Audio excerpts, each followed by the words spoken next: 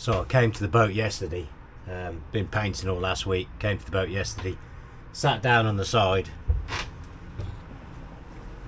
didn't realise that was still on the side, and I've been sat down on it all day. Yeah, look at that. Paint all over the back of my trousers, what an idiot.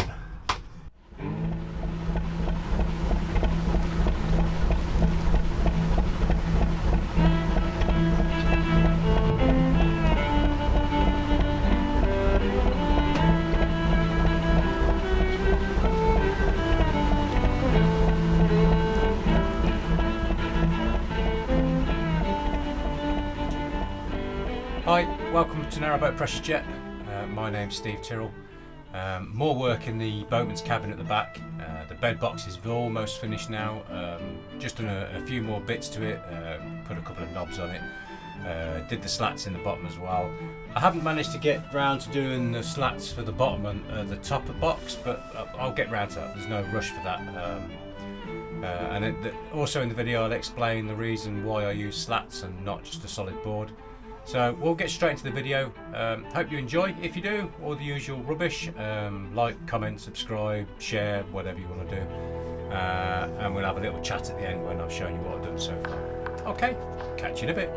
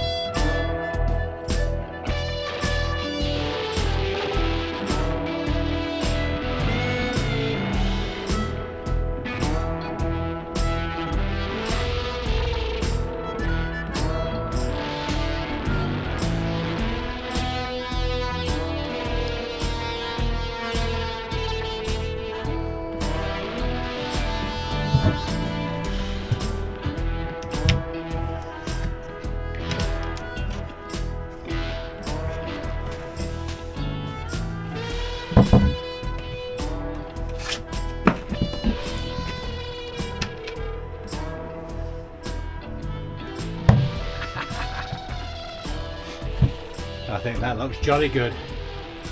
And then when I've got a hanging closet here and a set of drawers there, all painted the same colour as that, I think it's going to look fantastic. I need to clear this shit out of here though. And I need to go and buy some more wood because I've run out of plywood now. So, but yeah, I'm happy with that. Very happy with that.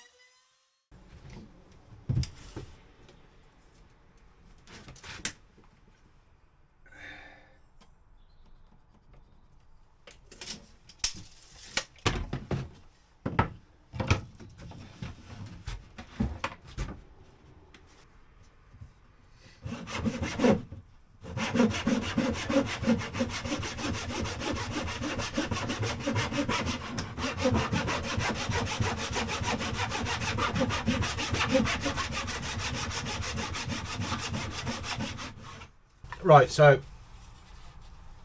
I've cut a load of slats for the back and I'm just routing off the edges round here. I've trimmed them to size and they look alright actually. I've got a load more. This isn't all of them, this is only just a couple. I've got about another 10 or so that I've got to route the edges on, so just rounding off the edges, look, just make them look nice and pretty. This 12mm ply, it doesn't seem to like being routed very much because you can see that there and there. You see the blowout there? Where is it? About there, look. There, look. On the edge down there. It just seems to take the edge off. Yeah, I mean, I've sanded it now and it's fairly smooth.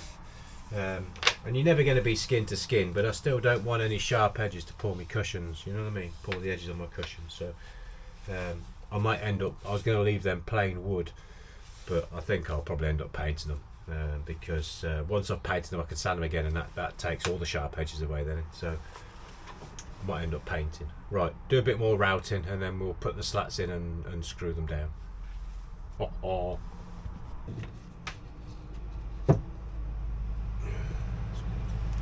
Some are longer than others. Doesn't matter.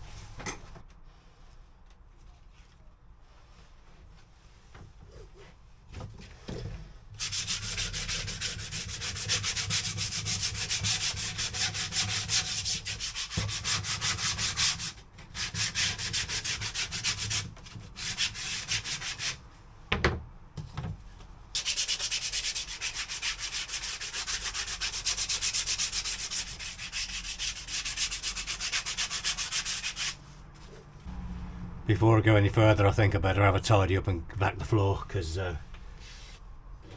yeah, everything's covered in dust.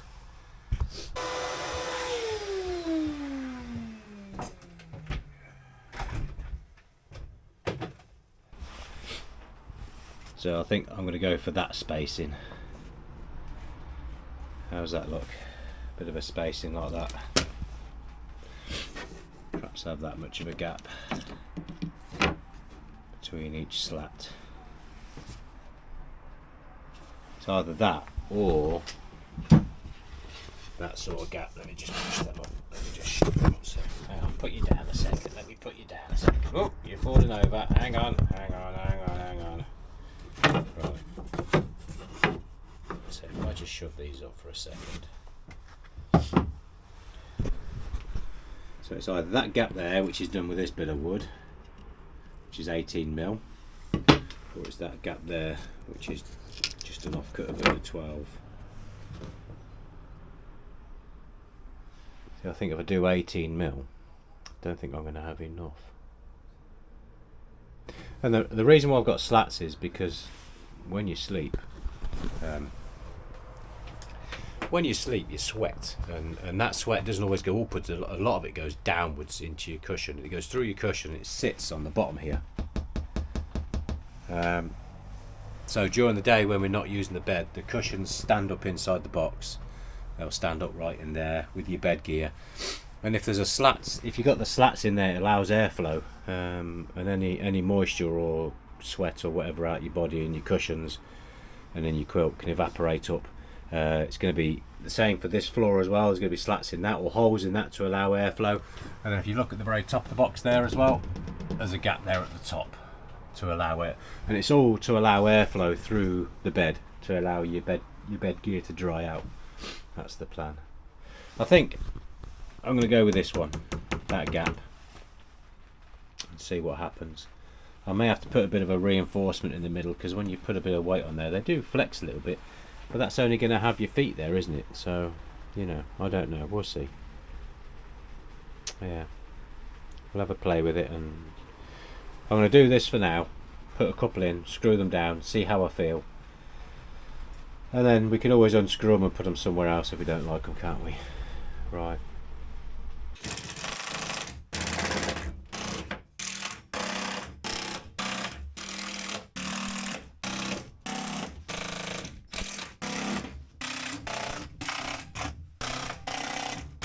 Dig.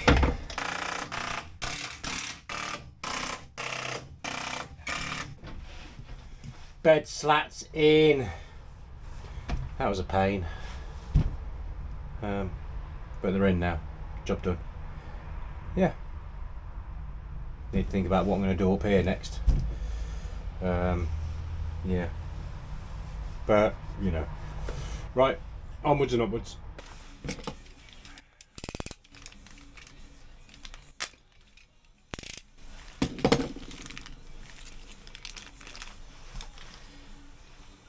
Have another go at fitting one of these. See how I get on today with this one, because as I say, the last one last week, it wasn't, when I showed you in last week's video, it wasn't great, but we'll try again. So first off,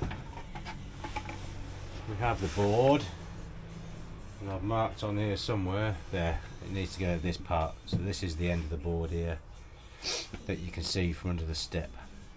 So right, where am I going first? Right, okay.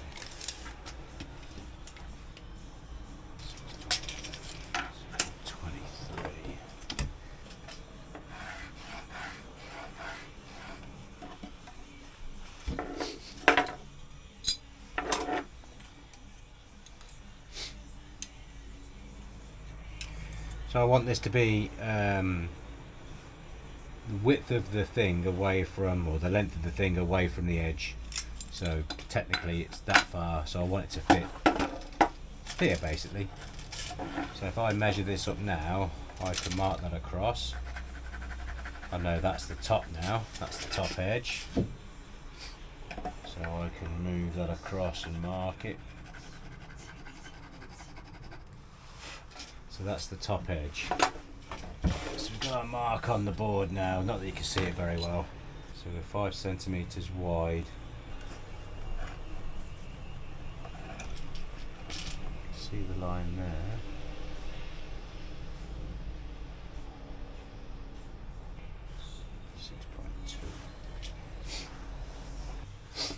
Get your pencil, and then we're going to use the pencil and then do our best to go around it.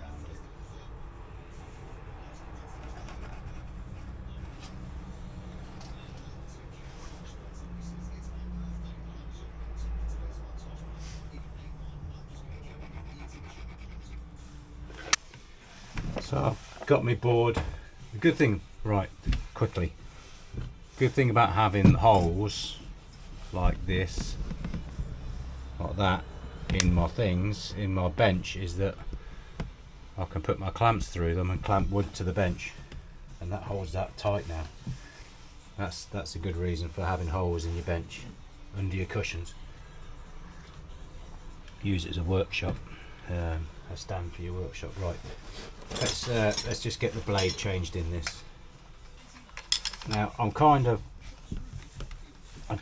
really don't want to do this freehand, so I'm going to have to clamp this down somehow, clamp a piece of wood here, and basically work out how far away I need to clamp my wood, so that when I do this here and do it, if I use my wood down here as a template, I know where I'm going to cut. So if I just drop that down to stand up, in fact if I turn it round this way I might be able to see better, and then I could work out where I want to clamp it.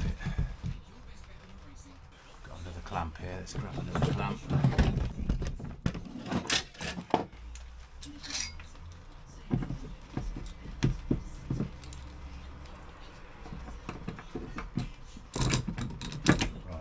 just clamps on the edge, which is fine. That's fine. I'm quite happy with that.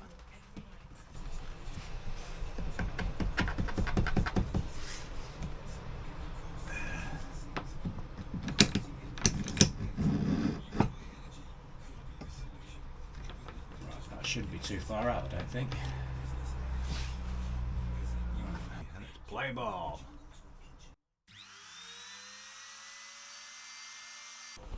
Right, I didn't realise that I'd stopped recording, but never mind. So that's not a bad fit, look. That's okay. Use my other hand. If I can get it out now.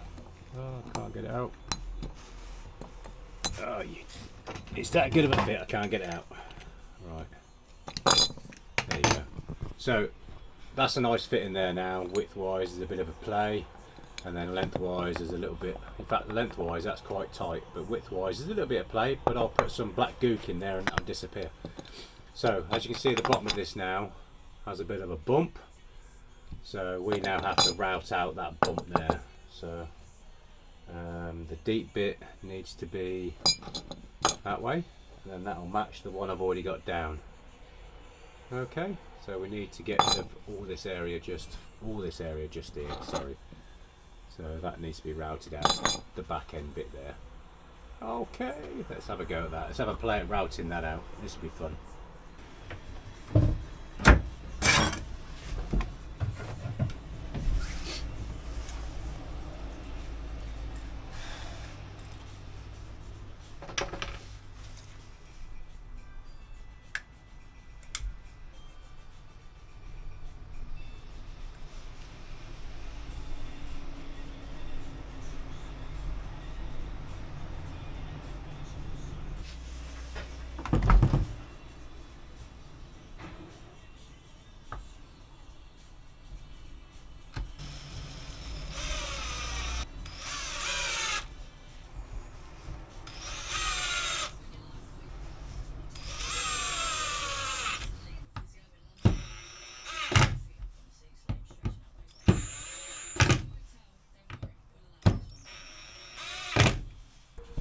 Right, that's both done.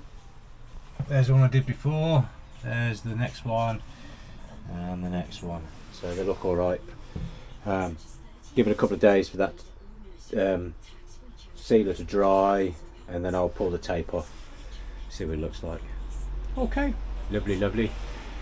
Just go and get my pen out now and start drawing up plans for that. That's the next job.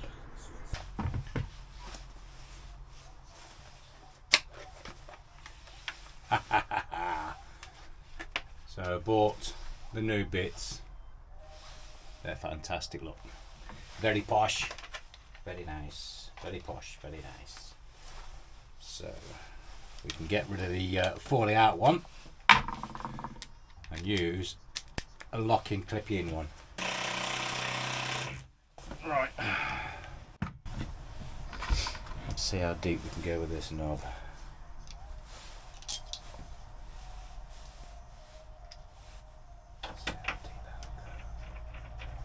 Maybe I don't have to saw a bit off the end, but just screw. Oh, there you go. Look at that, fantastic.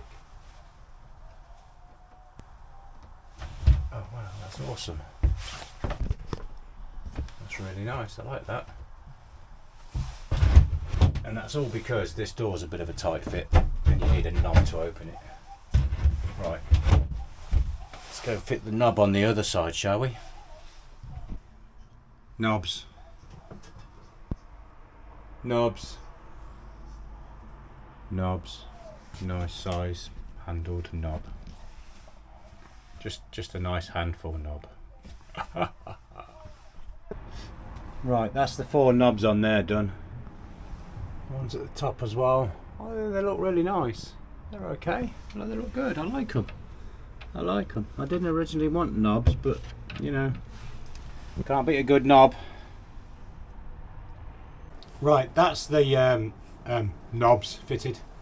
Heidi'd be proud, that's 7 knobs in one day. Okay, right, enough of the innuendos. Now for something a little bit different. Welcome, and you join me on the bench. Well, the side seat on the side of the boat anyway. The difference is Let's point you down a bit. Oh, look at that. Nice bit of foam. Nice comfy bit of foam. The problem we have is, let me just turn you around a second, because where you're sitting, if you look in the corner there, the side of the boat spins in slightly at the side. Hang on, cough.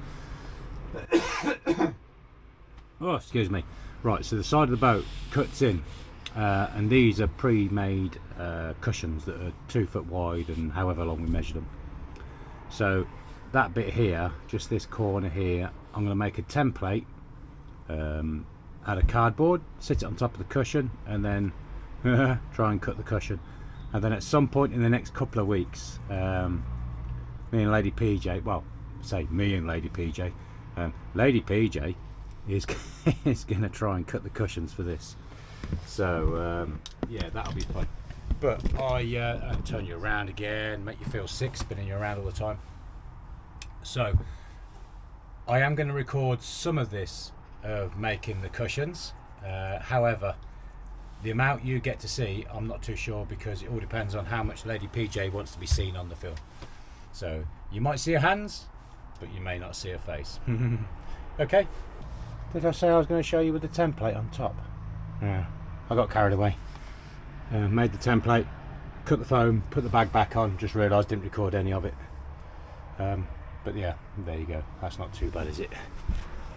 Yeah, the thing is, because it overhangs slightly at this end, it overhangs a bit. At that end I didn't want it to overhang because of the step, and I didn't want to have like dirty boots and feet overhanging the step, so it's still kind of overhangs slightly, but only a little bit, not too much. And then it just means there's a bit of a gap there. But I suppose once the cushion's on and it's used and it's pushed in place, that will kind of disappear. There's going to be like little cushions in the back under here anyway, so that'll disappear. I'm sure it will. I don't know whether Lady PJ will be happy with that, but yeah, I'm not a foam cutter. I'm just a foam cutter, son. I'm only cutting foam till the foam cutter comes. Something like that. Is that a pheasant plucker? I'm not the pheasant plucker, I'm a pheasant plucker, son. I'm only plucking pheasants till the pheasant plucker comes. There you go. Alright, so that's that done. Just need to make the cover for that. Like I say, that'll appear in the next week or two, maybe. A couple of weeks, 3 weeks, 4 weeks. We'll see. But that's the foam cut to size. Yeah. Lovely, lovely, lovely. Okay. Right, thanks for watching. It's been a bit of a weird one this week. I don't know how much I got recorded and how much I'll actually get to show you, but you know, as always, you get to see what I give you, don't you? So we've done the knobs, we've put the doors on, we've done a few other little jobs in there as well. We did the slats, didn't we? And we cut the foam's cut now, that's ready to go back in the car and go back home. I don't have any more boards. The ones I did have, that's it, I've used up now. So tomorrow, which is Saturday, got a couple of jobs to do tomorrow, which you won't get to know about or see anyway. The first one is I've got to collect a couple of boards with the Land Rover, and then the second one is the Land Rover's going into storage for maybe a year, 6 months.